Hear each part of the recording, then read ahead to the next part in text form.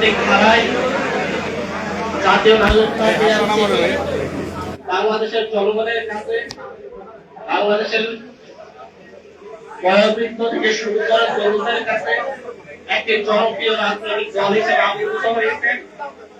বাংলাদেশের মানুষের আকাঙ্ক্ষা ছিল জাতীয় নাগরিক পার্টি এনসিপি সারা বাংলাদেশের প্রত্যেকটি আসনে সংসদ সদস্য হিসেবে প্রার্থী থেকে নির্বাচন করবে।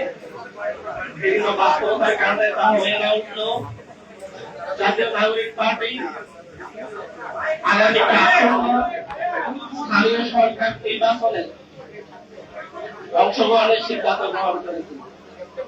তার এই ধারাবাহিকতায় স্থানীয় সরকার নির্বাচনে প্রার্থী তালিকা চূড়ান্ত করার জন্য সিটি কর্পোরেশন, উপজেলা, পৌরসভা, ইউনিয়ন পরিষদ সকল স্থানীয় সরকার নির্বাচনে অংশগ্রহণের জন্য প্রার্থী তালিকা চূড়ান্ত করার উদ্দেশ্যে উত্তরাঞ্চলের মুখ্য সংগঠক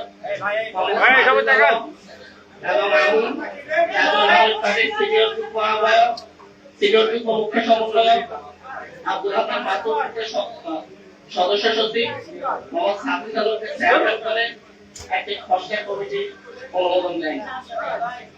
তার এই ধারাবাহিকতায় আজকে আমরা এখানে একত্রিত হয়েছি আমাদের সিটি কর্পোরেশন এলাকায় নেওয়া প্রার্থী ঘোষণা করার জন্য। আমরা আশা করি আগামী বাংলাদেশে এনসিপিকে নতুন বার্তা দিচ্ছে, এই পরিবর্তনের বার্তা দিচ্ছে, সেই পরিবর্তনের ধারাবাহিকতা রক্ষায় সেই বার্তাকে বাংলাদেশের মানুষ আঁকড়ে ধরবে এবং নতুন এক বাংলাদেশ বেরিয়ে করে এই প্রার্থীরা মানুষের ধারে ধারে গিয়ে ভোটাধিকার আদায় করে ইনশাআল্লাহ নতুন বাংলাদেশের নেতৃত্ব দিচ্ছে। সেই ধারাবাহিকতায় আজকের এই সংবাদ সম্মেলন আমাদের জাতীয় নাগরিক পার্টির আহ্বায়ক ঘোষণা করবেন, কিন্তু তার আগে আমাদের জাতীয় নাগরিক পার্টি এনসিপির উত্তরাঞ্চলের মুখ্য সংগঠক এবং স্থানীয় সরকার নির্বাচন পরিচালনা কমিটির চেয়ারম্যান সাদিক আলম কিছু কথা বলবেন।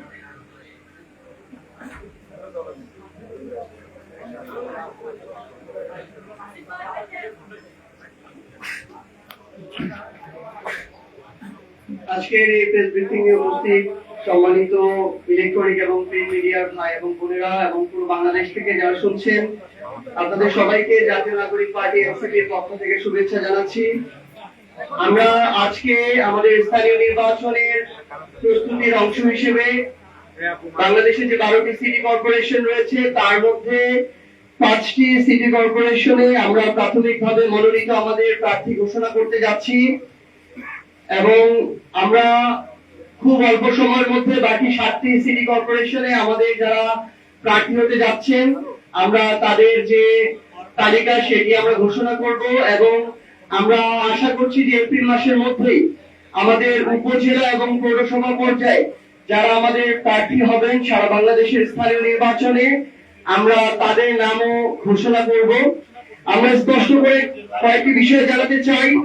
আমরা দেখছি যে বর্তমানে বিএনপি সরকার তাদের জায়গা থেকে সিটি কর্পোরেশনে এবং জেলা পরিষদে প্রশাসন নিয়োগ দিয়েছেন। এর পূর্বে অন্তর্বর্তীকালীন সরকারের সময় যখন 1-2 জন প্রশাসক নিয়োগ দেওয়া হচ্ছিল তখন নাকি সকল ধরনের গণতন্ত্র ব্যাহত হয়ে যাচ্ছিল এবং সকল ধরনের গণতান্ত্রিক উত্তরণের সাংবিধানিক প্রক্রিয়া ব্যাহত হচ্ছিল, এটা ছিল বিএনপির ভাষ্য।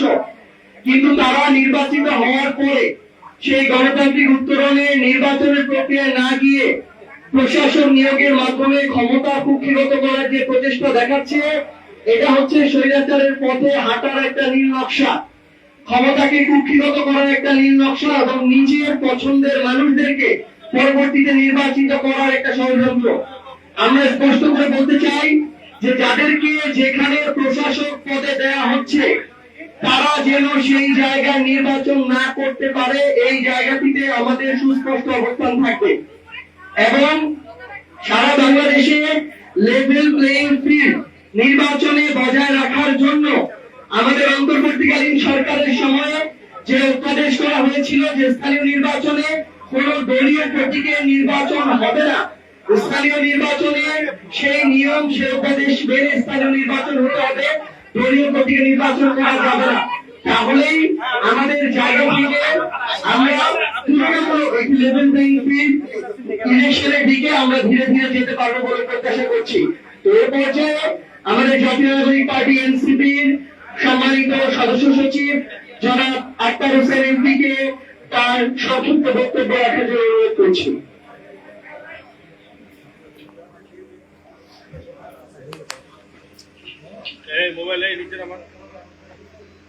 আসসালামু আলাইকুম। সম্মানিত সাংবাদিক বন্ধুগণ এবং প্রিয় দেশবাসী, জাতীয় নাগরিক পার্টি এনসিপির পক্ষ থেকে শুভেচ্ছা গ্রহণ করবেন। 24 অভ্যুত্থানের মধ্য দিয়ে বাংলাদেশের ক্ষমতা কাঠামোতে একটা বড় ধরনের পরিবর্তন আসে। 24 অভ্যুত্থানে শুধুমাত্র হাসিনা পালিয়ে গেছে ব্যাপারটা এমন নয়। আমরা দেখেছি যে 24 অভ্যুত্থানের পরবর্তী সময়ে জাতীয় মসজিদের যিনি ইমাম তিনিও পালিয়ে গিয়েছেন। আমাদের স্থানীয় সরকার যে ব্যবস্থাপনা সেটা অত্যন্ত ভঙ্গুর একটা ব্যবস্থাপনা হিসেবে আমাদের কাছে আবির্ভূত হয়েছে। আমরা খেয়াল করে দেখেছি 24 5 আগস্টের আগে যারা বিভিন্ন স্থানীয় সরকারের নির্বাচিত প্রতিনিধি হিসেবে যারা দায়িত্ব পালন করছিলেন তাদের অধিকাংশই ছিলেন একটা দামি নির্বাচনের মধ্য দিয়ে প্রতারিত করে জনগণকে নির্বাচিত হওয়া। তারা জনগণের কোনো ম্যান্ডেট তারা গ্রহণ করেন নাই, বরং যে পাতানো নকশার নীল নকশা নির্বাচন সেগুলোর মধ্য দিয়ে সিলেকশনের মধ্য দিয়ে মূলত তাদেরকে সেই পদগুলোতে বসানো হয়েছিল। এবং 5 আগস্টের পরবর্তী সময়ে সেই স্থানীয় সরকারের প্রতিনিধিরা ছিলেন অধিকাংশ প্রতিনিধি আওয়ামী সংশ্লিষ্টতা, ইসলামের সংশ্লিষ্টতা, অন্যায় নিপীড়নের দায়ে তারা কিন্তু দেশ থেকে পালিয়ে গেছেন। তারা তাদের দায়িত্ব পালন করার মতো আর সক্ষমতা তারা রাখেন নাই। এমন প্রেক্ষাপটে বাংলাদেশের স্থানীয় সরকার যে প্রশাসনিক ব্যবস্থাপনা সেটা একেবারে ভঙ্গুর একটা অবস্থার দিকে চলে গিয়েছে। এমন অবস্থায় বাংলাদেশে এখন জাতীয় নির্বাচন অনুষ্ঠিত হয়েছে। বাংলাদেশে স্থানীয় সরকার নির্বাচন করার মতো সকল ধরনের পরিবেশ, সকল ধরনের সুযোগ সুবিধা এবং রাষ্ট্রীয় ব্যবস্থাপনা সকল কিছুই সরকারের হাতে অবধারিত ভাবে এখন রয়েছে। কিন্তু আমরা তারপরেও খেয়াল করে দেখছি যে স্থানীয় সরকার নির্বাচনে এখনো পর্যন্ত সুনির্দিষ্ট রোডম্যাপ সরকারের তরফ থেকে ঘোষণা করা হয় নাই। এবং এই ঘোষণা না করার মধ্য দিয়ে দুই ধরনের কাজ করা হচ্ছে। এক, যারা সাধারণ নাগরিক আছেন তাদেরকে নাগরিক সেবা থেকে বঞ্চিত করা হচ্ছে।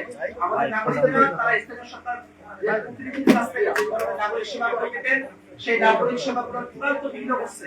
দুই, এই সুযোগে বিএনপি সরকার তারা ক্ষমতায় এসে স্থানীয় যে প্রতিনিধিত্বের জায়গাগুলো রয়েছে দলীয় লোকদেরকে দিয়ে সেগুলোকে কবজা করার তারা পরিকল্পনা তারা এঁকেছে এবং সেই পরিকল্পনার মতোই তারা সামনের দিনে কাজ করে যাচ্ছে। আমরা দেখেছি যে বাংলাদেশের সিটি কর্পোরেশন গুলোতে প্রশাসক দেওয়া হয়েছে সবাই তারা তাদের দলীয় লোক। জেলা পরিষদ গুলোতে যে প্রশাসক দেওয়া হয়েছে সবাই বিএনপির লোক, তারা দলীয় লোক, পদধারী লোক।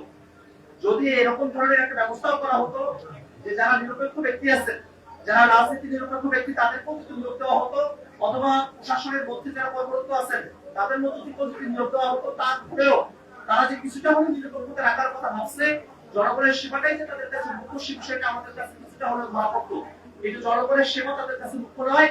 বিএনপি সরকারের কাছে স্থানীয় সরকারের প্রতিনিধি হিসেবে প্রশাসন বসানো, স্থানীয় প্রশাসনগুলোকে দখল করার একটা খেলায় তাদের কাছে পরিণত হয়েছে। এমন অবস্থায় আজকে আমাদের এই প্রার্থী ঘোষণা কেন্দ্র করে জাতীয় নাগরিক পার্টি এনসিপির পক্ষ থেকে স্থানীয় সরকার নির্বাচন এবং স্থানীয় সরকার প্রশাসনের বিষয়ে আমরা সুস্পষ্টভাবে 5 দফা দাবি আমরা উত্থাপন করছি। প্রথম দফা, যেহেতু নাগরিকরা নানা ধরনের নাগরিক সেবা থেকে বঞ্চিত হচ্ছেন এবং যেহেতু বাংলাদেশে সরকার গঠিত হয়েছে, নির্বাচন কমিশন প্রস্তুত রয়েছে, সেহেতু আগামী 6 মাসের মধ্যে সকল স্তরের স্থানীয় সরকারের নির্বাচন সম্পূর্ণ করতে হবে। দ্বিতীয় দাবি, বিভিন্ন জায়গায় জেলা পরিষদে এবং সিটি কর্পোরেশন প্রশাসক দেওয়া হয়েছে। আমাদের কাছে গুঞ্জন আছে যে উপজেলা পরিষদ এবং যারা পৌর মেয়র আছেন সেই জায়গাগুলোতেও প্রশাসক এক ধরনের পায়তারা করছে। এর মধ্য দিয়ে প্রশাসনকে দলীয়ভাবে কুক্ষিগত করার যে পরিকল্পনা, সে ব্যাপারে আমাদের দ্বিতীয় দাবি হলো কোনোভাবেই উপজেলা পর্যায়ে, পৌরসভা পর্যায়ে, ওয়ার্ড পর্যায়ে কোনোভাবেই কোনো প্রশাসক নিয়োগ দেওয়া যাবে না। প্রশাসনের ভিতরে যারা আছেন তারা যেভাবে দায়িত্ব পালন করছেন সেই দ্বৈত দায়িত্বের মধ্য দিয়ে আগামী 6 মাসের মধ্যে যে নির্বাচনগুলো সম্পূর্ণ হয়ে যাওয়ার কথা এই অন্তর্বর্তীকালীন সময়টাতে তারা তাদের এই দায়িত্বটা পালন করবেন। 3 নম্বর, বিভিন্ন সিটি কর্পোরেশন সহ বিভিন্ন জায়গায় যাদেরকে প্রশাসক হিসেবে নিয়োগ দেওয়া হয়েছে, আগামী নির্বাচনে কোনোভাবে সেই সব প্রশাসকেরা সেই সব সিটি কর্পোরেশন বা সেই সব জায়গায় তারা নির্বাচনে অংশগ্রহণ করতে পারবে না। এই ব্যাপারে সরকারের তরফ থেকে সুস্পষ্ট নীতিমালা প্রণয়ন করতে হবে। 4 নম্বর দাবি, আমরা খেয়াল করে দেখেছি যে স্থানীয় সরকার নির্বাচনের বিষয়টাকে নিয়ে আওয়ামী লীগ সরকার দলীয় কর্তৃক দলীয় বর্গের বিষয়টা নিয়ে আসে স্থানীয় সরকারের যে সৌন্দর্য জায়গা নিয়ে আসছে সেটাকে তারা ধূলিসাৎ করে দিয়েছিল। বাংলাদেশে ঘরে ঘরে বিদ্বেষ পৌঁছে দেওয়ার একটা কাজ ছিল স্থানীয় সরকার নির্বাচনে দলীয় কর্তৃক এবং দলীয় মনোনয়নের এক ধরনের ব্যবস্থা করা, এবং তার মধ্য দিয়ে আমাদের সামাজিক সংস্কৃতি, আমাদের রাজনৈতিক সৌহার্দ্য সবকিছুই, আমাদের গ্রামীণ পরিবেশগুলোকে স্থানীয় সরকারের যে কার্যক্রম সেগুলো স্থগিত করে দিয়েছিল।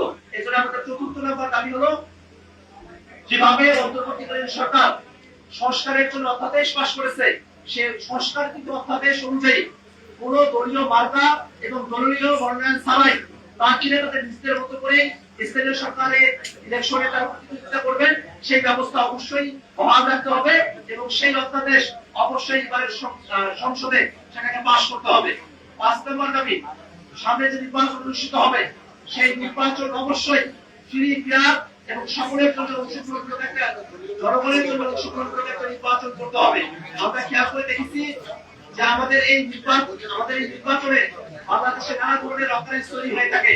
আমরা দেখেছি এবার জাতীয় নির্বাচনের সময়টাতেও সারাকালীন নানা জায়গায় কেন্দ্র দখল করা, বিভিন্ন জায়গায় জাল ভোট দেওয়ার মতো কিছু ঘটনা আমাদের কাছে এসেছে। সব থেকে বড় যে বিষয়টা দুর্নীতিসহ ভোট আমাদের কাছে ধরা পড়েছে, তাহলে ভোটের সময়টা শেষ হওয়ার পরে ভোট গণনার সময়টাতে ইলেকশন ইঞ্জিনিয়ারিং করা হয়েছে। সামনে যে সিটি কর্পোরেশনের যে নির্বাচনগুলো হবে সেই নির্বাচন এবং অন্যান্য নির্বাচন, সেই নির্বাচন নিয়ে কোনো কার্যক্রম নিয়ে অনিয়ম এবং লেভেল নিয়ে নষ্ট হয় এবং প্রশাসনের নিরপেক্ষতা কোনোভাবে প্রশ্নবিদ্ধ হয়, এমন ধরনের কোনো কাজ করা যাবে না। আমরা প্রশাসনের নিরপেক্ষতা চাই, আমরা যেন একটা ফ্রি, ফেয়ার এবং জনগণের অংশগ্রহণমূলক নির্বাচন হয়, সেরকম একটা নির্বাচনের আমরা দাবি জানাই। এর বাইরে গিয়ে আমরা একটা বিষয় গুরুত্বের সাথে আপনাদের সামনে আমরা উত্থাপন করতে চাই, তা হলো বাংলাদেশে আওয়ামী লীগের দোষর যারা আছে তাদেরকে নানাভাবে বাংলাদেশে তাদেরকে পুনর্বাসন করার একটা প্রক্রিয়া চলমান রয়েছে। আমরা খেয়াল করে দেখেছি এবারে নির্বাচনের পরপরের সময়টাতে আওয়ামী লীগ ছাত্রলীগের দুর্ধর্ষ সন্ত্রাসীরা তারা ফেসবুকে নিজেদেরকে আবির্ভাব ঘটিয়েছে, বিভিন্ন জায়গায় তারা মিছিল দিচ্ছে, বিভিন্ন জায়গায় তারা নিজেদেরকে তাদের যে সিদ্ধান্ত রয়েছে সেটা পুত্র করার জন্য তারা বসছে। আমরা স্পষ্ট করে বলে দিতে চাই, কোনোভাবে এবারে স্থানীয় সরকার নির্বাচনে আওয়ামী লীগ বা তাদের কোনো দোষর তারা নির্বাচনে অংশগ্রহণ করতে পারবে না এবং এই ব্যাপারে কোনো দাবি নয়, এটাই সিদ্ধান্ত। সেই সিদ্ধান্ত এই বিএনপি সরকারকে অক্ষরে অক্ষরে পালন করতে হবে। বাংলাদেশের জুলাই পরবর্তী সময়ে আমরা নতুন বাংলাদেশের দেশের কথা বলেছিলাম, সেই দিকে আমাদেরকে এগিয়ে যেতে হবে। আপনাদের সকলকে ধন্যবাদ জানাচ্ছি।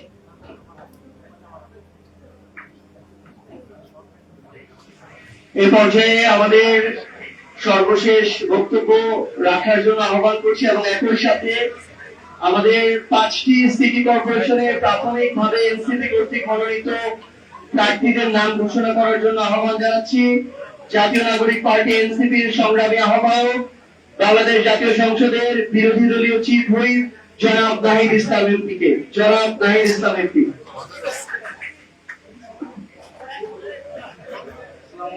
প্রিয় সাংবাদিক ভাই বোনেরা, প্রিয় দেশবাসী, সবাইকে জাতীয় নাগরিক পার্টি এনসিপির পক্ষ থেকে সালাম এবং শুভেচ্ছা।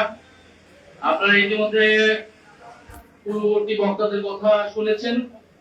আজকের প্রেস ব্রিফিংটা মূলত জাতীয় নাগরিক পার্টি এনসিপির স্থানীয় সরকার নির্বাচন নিয়ে আমাদের অবস্থান, আমাদের দাবি দেওয়া এবং আমাদের প্রার্থী কিছু সিটি কর্পোরেশনে তাদেরকে পরিচয় করে দেওয়ার লক্ষ্যে।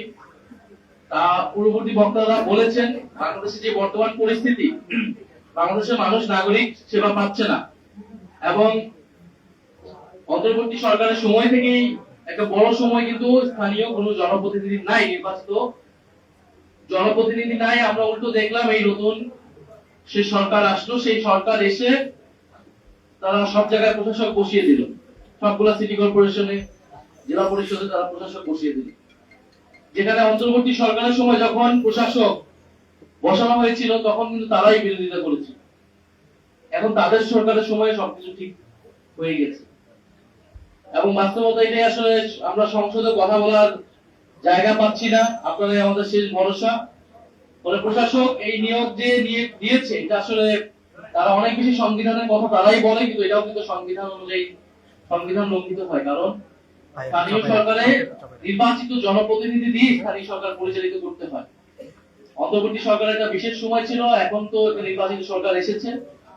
তো আমরা যেটা বুঝতে পারছি যে এই নতুন সরকার যেমন বাংলাদেশের সবগুলো প্রতিষ্ঠান কুক্ষিগত করছে, বাংলাদেশ ব্যাংক থেকে শুরু করে দুদক সবগুলো রাষ্ট্রীয় প্রতিষ্ঠান, একইভাবে স্থানীয় সরকার যে প্রতিষ্ঠানটাকে যেটা সংস্কার হওয়ার সম্ভাবনা তৈরি হয়েছিল সেটাকে তারা দলীয়করণ করে ফেলেছে, কুক্ষিগত করছে। এই পর্যায় থেকে অতি দ্রুত আমাদেরকে বের হতে হবে এবং বের হওয়ার জন্য অতি দ্রুত স্থানীয় সরকার নির্বাচন দিতে হবে। আজকে আমরা সেই দাবিটা এখানে রাখলাম যে আগামী 6 মাসের মধ্যে ধাপে ধাপে আমরা মনে করি সকল পর্যায়ে স্থানীয় সরকার নির্বাচন দিয়ে দেওয়া সম্ভব, দিয়ে দেওয়া উচিত এবং যারা প্রশাসক হিসেবে বসেছে তারা যাতে কোনোভাবেই সেই সিটি কর্পোরেশন নির্বাচনে অংশগ্রহণ না করে, এই ধরনের বিধিবিধান আসলে থাকা উচিত। এছাড়া নির্বাচন কমিশন, এই নির্বাচন কমিশনের অধীনে আবার সিটি কর্পোরেশন নির্বাচন হলে সেই নির্বাচন লেভেল প্লেইং ফিল্ড থাকবে কিনা এটা আমাদের মনে শঙ্কা আছে।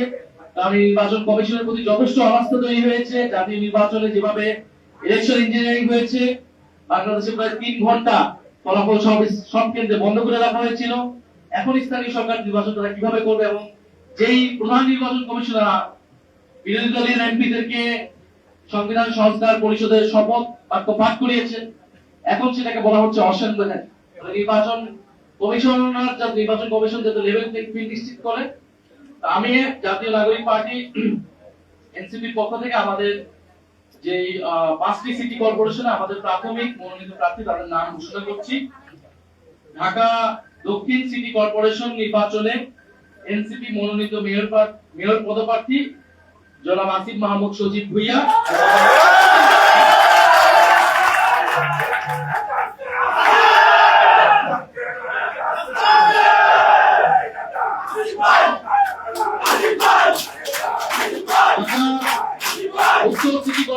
ঢাকা উত্তর সিটি কর্পোরেশন নির্বাচনে এনসিপি মনোনীত মেয়র পদপ্রার্থী জনাব আরিফুল ইসলাম আদিব,